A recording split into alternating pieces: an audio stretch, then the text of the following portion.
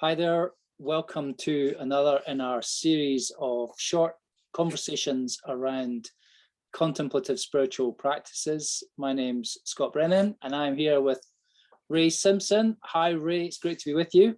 Hi everyone.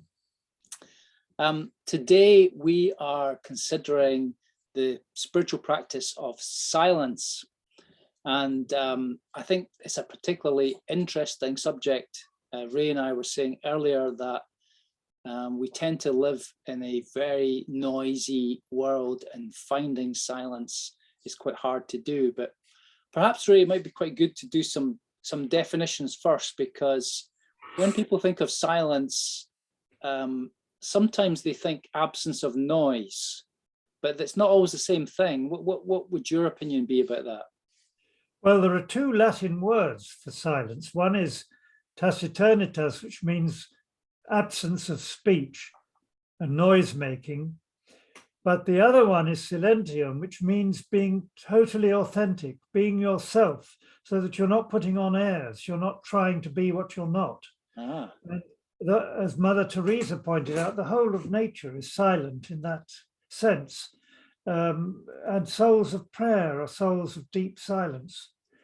And I think it was Carl Jung said that the Western world is so terrified of nuclear war and all sorts of other horrible things that it's drowning its worries in silence.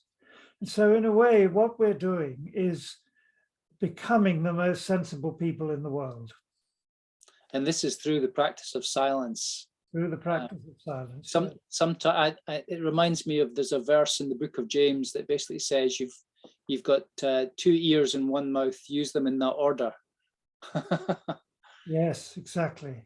And so silence, as we know, was something that the desert mothers and fathers practiced. And I know that Evagrius particularly spoke about this in his writings, and I know that he passed this on to John Cassian. But silence does not mean total absence of noise. I just wonder, in your experience, Ray, when you're trying to go into a place of silence and you have distractions, I don't know, other practical things that you've learned over the years to help you with that? Well, I led a retreat in London on bringing the desert into the city, and there was quite a noisy place. We listened to our breathing. So right. we breathed in and out, and somebody once said that prayer is breathing.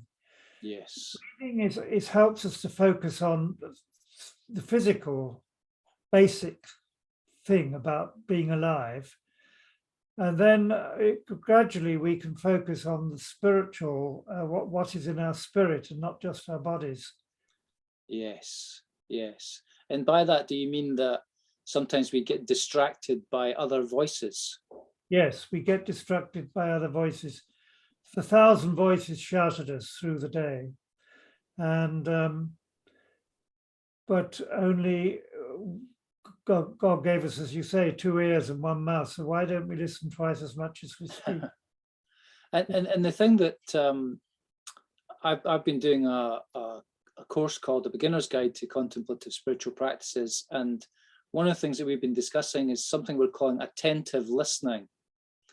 And I was fascinated that, when Jesus was asked, what must I do to inherit eternal life? He said, love God with your heart, soul, mind, and strength.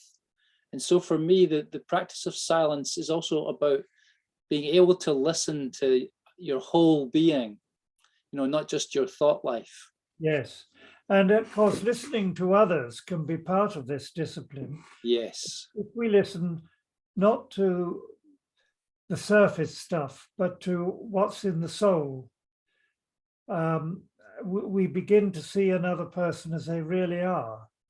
And then we listen to ourselves in this way. And in this way, we're finding that which is of God in each person and in ourselves. And I remember many years ago, before I actually lived on Holy Island, bringing a church leader to Holy Island, and what we'd agreed we would do is we would have an hour where we just walked and fasted from talking. and not together, but on our own.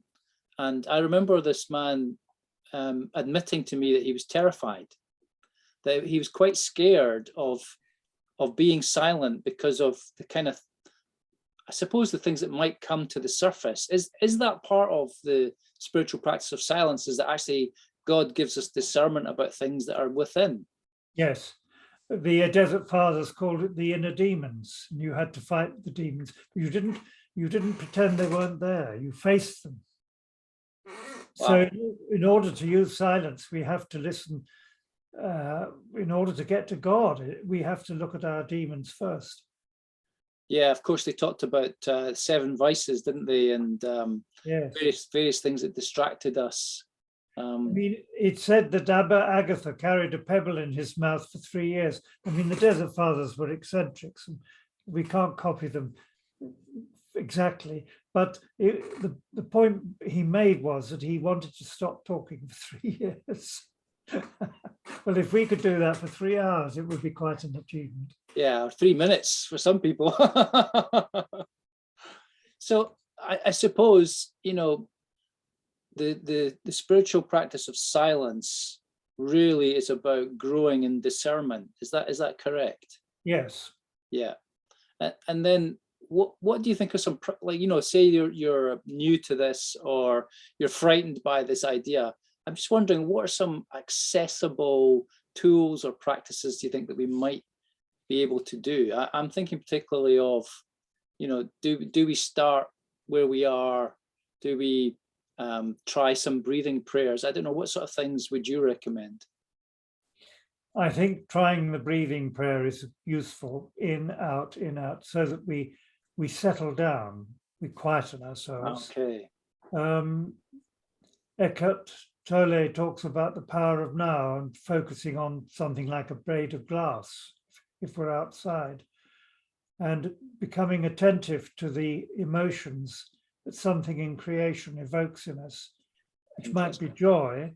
If we listen to stuff that's all the pressures we've got and the work worries, the emotion might be tension, worry, blame, panic, all sorts of different things like that. So by practicing the alternative to the negative, we gradually become people of silence. And what's interesting to me about that is that it's not that you ignore either what you think or how you feel or even bodily sensations. It's almost as if you need to acknowledge those things first, because the trying to be silent brings them to the surface. But are you saying that, rather than let those things become distractions, we somehow acknowledge them, place them to the side? Is that what you're suggesting? Yes, I sometimes write something down that comes to me in a time of quiet that I need to attend to. Right. Later. Okay. Go back to my meditation at that present moment. Yeah, that's good. I remember during the course that I mentioned that someone imagined the thought like a dragonfly. Yes. It sort of buzzed into view, and it could even be a beautiful thing, or you could even appreciate creation. But if it's a distraction, they almost saw like this, like a butterfly net, capturing it and just taking it to the side. Because you can be distracted by good things as well as bad, I suppose. Yes, good can be the enemy of the best. Yeah. Oh, well, that's wonderful. So I suppose, what we're trying to encourage people to do is to begin to think about putting these things into rhythms. Would you encourage almost like a rhythm somehow of silence, or is there a way to perhaps put that into practice? Well, I think the first thing we do when waking can set the tone for the rest of the day. I mean, I say a prayer at the beginning of the day, which is just my own prayer, and I do a body movement with it. And that helps me to not just rush into one damn thing after another, so to speak. Yeah. Become mindful at the beginning of the day. And it's very easy to, jump onto social media or check out email or turn on the television. So, start the day as you mean to continue. Is that's what you're suggesting? Yes, I think we are becoming addicts of surveillance capitalism, as it's called, on the media. And we have to break the drug addiction to the media. Wow. Yeah. So I suppose it starts with just some small, accessible, repeatable habits. And that's a great idea, that when you first wake up, what are we doing? I suppose just like we would brush our teeth and hopefully have a shower, we perhaps put into some of these spiritual practices.